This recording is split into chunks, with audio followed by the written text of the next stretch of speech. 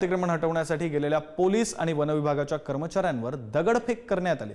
6 ते 7 कर्मचारी जखमी झालेत। पोलीस आणि वन विभागाची सर्व वाहनं फोडण्यात आली। मोताळा तालुक्यातील माळेगाव इथली ही घटना आहे। बुलढाण्यातली ही घटना तर गेल्या अनेक वर्षांपासून वन विभागाच्या जमिनीवर काही लोकांनी अतिक्रमण केलेले आहे। अधिकाऱ्यांवर मिरची पावडर फेकत दगडफेक करत कोयत्यानं वार सुद्धा करण्यात आले।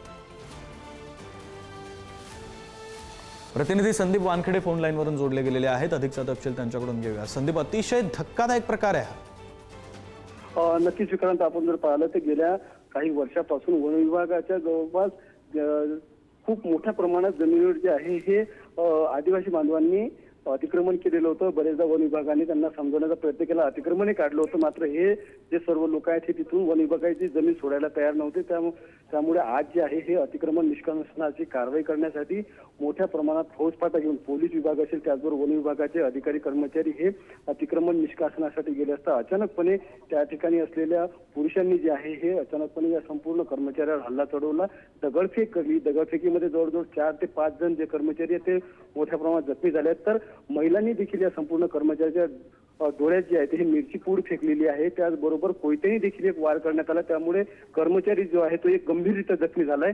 संपूर्ण जखमींवर जे आहे सध्या बुलढाण्यात उपचार सुरू आहेत। सध्या घटनास्थळी मोठं तणावाचं वातावरण पाहायला मिळतंय।